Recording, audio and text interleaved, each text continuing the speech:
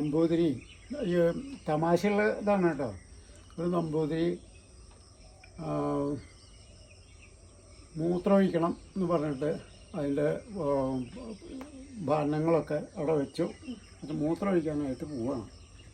അപ്പോൾ മൂത്രമൊഴിക്കാൻ പോകുമ്പോൾ ഇയാൾ പോണത് സാധാരണ നമ്മൾ നല്ല മറവിലിക്കൊക്കെ മാറിയിട്ടല്ലേ മൂത്രമൊഴിക്കുക. ഇയാൾ അങ്ങനെയല്ല, പുഴയിലേക്കാണ് മൂത്രമൊഴിക്കും. പുഴയിലേക്ക് മൂത്രമൊഴിക്കണമല്ലോ. ഇപ്പോൾ ഒരാളിത് കണ്ടിട്ട് പറഞ്ഞു, ഹേ ശുംഭൻ, എന്താ ഇയാൾ പുഴയിലേക്ക്, അത് കുളിക്കണതല്ലേ, അതിലേക്ക് മൂത്രമൊഴിക്കാൻ പാടുണ്ടോ? പിന്നെ അത് മാത്രമല്ല, അത് ഗംഗാദേവിയല്ലേ, വെള്ളത്തിനെ മുഴുവൻ ഗംഗാദേവിയായിട്ടാണ് സങ്കല്പിക്കണം. അപ്പോൾ അത് ചെയ്യുന്നത് ശരിയല്ല. അപ്പോൾ അയാൾ വന്ന് ചോദിച്ചു, എന്താ തിരുമേനി ഇങ്ങനെ ചെയ്യണമെന്ന്. ഒരു തിരുമേനി ഇങ്ങനെ ചെയ്യാൻ പാടുണ്ടോ? അല്ല, അതിപ്പോൾ ഞാനിപ്പോൾ തെറ്റൊന്നും ഞാൻ ചെയ്തിട്ടില്ല. ഇത് ഗംഗാദേവിയാണ്, ഇത് ഭൂമിദേവിയാണ്. ഞാൻ ഇപ്പോൾ ആരെയാ വേണ്ടാക്കേണ്ടത്? അതും എനിക്ക് വ്യത്യാസമില്ല, ഇതും എനിക്ക് വ്യത്യാസമില്ല. അതുകൊണ്ട് ഞാൻ വെള്ളത്തിൽ മൂത്രമൊഴിച്ചുകൊണ്ട് എന്താ ദോഷം? ഇപ്പോൾ വിവരം മനസ്സിലായോ? രണ്ടും ദേവിമാരല്ലേ. അപ്പം ഞാൻ ഏതെങ്കിലും ഒന്നിനെ മാത്രം എടുക്കുന്നത് തെറ്റല്ലേ? അപ്പം ഞാൻ അതിനെയും ബഹുമാനിക്കുന്നുണ്ട്, ഇതിനെയും ബഹുമാനിക്കുന്നുണ്ട്. ഇതാവുമ്പോൾ അത് ഒലിച്ചു പൊക്കോളും, മറ്റേതാകുമ്പോൾ അവിടെ ഇങ്ങനെ ആ മണം ഉണ്ടാവും മണ്ണിലാണെങ്കിൽ. അപ്പോൾ അങ്ങനൊരു തമാശ. ഈ തമാശയാണെങ്കിൽ ഇതിൽ കാര്യമുണ്ട്. രണ്ടും ദേവിമാരാണ് എന്നുള്ള സങ്കല്പത്തിലാണ് പറയണത് ആ തിരുമേനി. അതുകൊണ്ടാണ് അങ്ങനെ ചെയ്തത്. പിന്നെ ഈ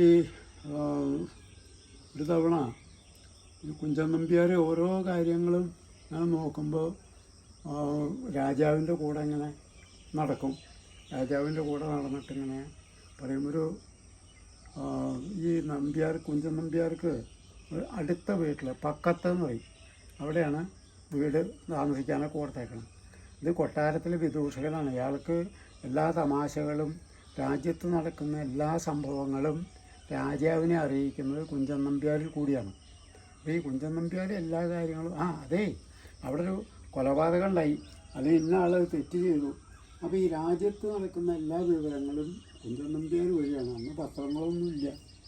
അപ്പോൾ ഇത് കേട്ടിട്ടാണ് രാജാവ് ഭരണം അവിടെ അങ്ങനെ ഉണ്ടെങ്കിൽ അത് മാറ്റണം എന്ന് പറഞ്ഞിട്ട് പറഞ്ഞയക്കും. അപ്പോൾ ഒരു ദിവസം ഈ കുഞ്ചൻ നമ്പ്യാർ ഇങ്ങനെ പോകുമ്പോൾ പല ദോഷങ്ങളും ഇയാൾ കണ്ടിട്ട് ഇങ്ങനെ പറയും. അപ്പോൾ പശുവിനെ കണ്ടപ്പോൾ ഈ കുഞ്ചൻ രാജാവും കൂടി ഒരുമിച്ചാണ് നടക്കണതേ.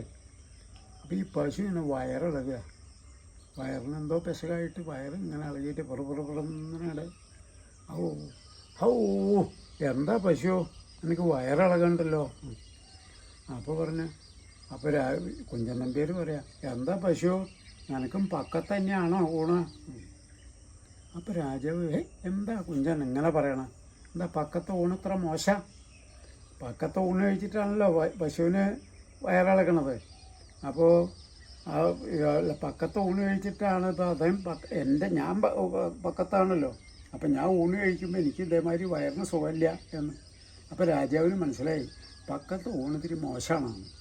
അപ്പോൾ ഇനി നാളെ തൊട്ട് കുഞ്ചൻ നമ്മുടെ കൊട്ടാരത്തിലായിക്കോട്ടെ ഊണാണ്, വിഭവസമൃദ്ധമായിട്ടുള്ള ഊണായില്ലേ. അപ്പോൾ ഇങ്ങനെ കുഞ്ചൻ നമ്പ്യാർക്ക് എന്തെങ്കിലും പ്രശ്നമുണ്ടെങ്കിൽ അത് രാജാവിനെ സന്തോഷിക്കുന്ന തരത്തിൽ പറഞ്ഞ് മനസ്സിലാക്കി അയാൾ സന്തോഷമായിട്ട് ജീവിക്കും. ഒരു തവണ കുഞ്ചൻ നമ്പ്യാരെ ഇങ്ങനെ പോകുമ്പോൾ ഒരു ദീപസ്തംഭം പണിയുണ്ട് അമ്പലത്തിൽ. അപ്പോൾ അമ്പലത്തിൽ ദീപസ്തംഭം പണിയുണ്ട്. അപ്പോൾ രാജാവാണ് പണിയിപ്പിക്കണത് കേമായിട്ട്. അപ്പോൾ ഓരോരുത്തരും അഭിപ്രായം പറയും. എങ്ങനെയുണ്ട്? കുഞ്ചൻ നമ്പ്യാർ പറഞ്ഞു, നല്ല ഇതായിട്ടുണ്ട്, ദീപസ്തംഭം നന്നായിട്ടുണ്ട്, അതിൻ്റെ ഗുണങ്ങളെ പറ്റിയിട്ട് പറഞ്ഞു, ഒരുപാട് കാശ് ചിലവാക്കിയിട്ടുണ്ട്, വളരെ ഐശ്വര്യമാണ്, മറ്റേതാണോ മറിച്ചതാണോ എന്നൊക്കെ പറഞ്ഞിട്ട് ഇങ്ങനെ പുകഴ്ത്തുന്നുണ്ട്. അപ്പോൾ കുഞ്ചൻ്റെ അഭിപ്രായം എന്താ? ഞാനിപ്പോൾ എന്താ പറയണേ, ദീപസ്തംഭം മഹാശ്ചര്യം, എനിക്കും കിട്ടണം പണം, ഇത് വേണ്ടിയിട്ടാണ്, രാജാവിനെ സന്തോഷിപ്പിക്കാൻ വേണ്ടിയിട്ടാണ് ഇത് നന്നായി എന്ന് പറയണത്. അല്ലാണ്ട് ശരിക്കും പറയണമെങ്കിൽ ഈ എന്താണ് പറയുക, വിളക്ക് നന്നായിട്ടൊന്നല്ല. വിളക്ക് നന്നായാലും നന്നായില്ലെങ്കിലും രാജാവ് പണിതല്ലേ, അപ്പോൾ അതിനങ്ങനെ പൊക്കി പറയും. അപ്പോൾ രാജാവിനെ പൊക്കി പറഞ്ഞാലേ നമുക്ക് ജീവിക്കാനുള്ള ആനുകൂല്യങ്ങൾ കിട്ടുള്ളൂ. നമ്മൾ സേവയ്ക്ക് കൊമ്പ് വിളിക്കാമെന്ന് പറയാറില്ലേ, നമ്മുടെ അടുത്ത കുട്ടിയോട് പറയാം, നമ്മൾ തല്ലൂടിയാൽ അവൾക്ക് ഇഷ്ടമുണ്ടാവില്ലല്ലോ എന്നതുപോലെ. അപ്പോൾ ഈ കുഞ്ചൻ നമ്പ്യാർ ഇങ്ങനെയുള്ളതായ കാര്യങ്ങൾ മുഴുവൻ രാജാവിനെ ധരിപ്പിക്കും. അങ്ങനെയാണ് അതിൻ്റെ കഥ. പിന്നെ ചെറിയ ചെറിയ കഥകൾ വേറെ പറഞ്ഞുതരാം.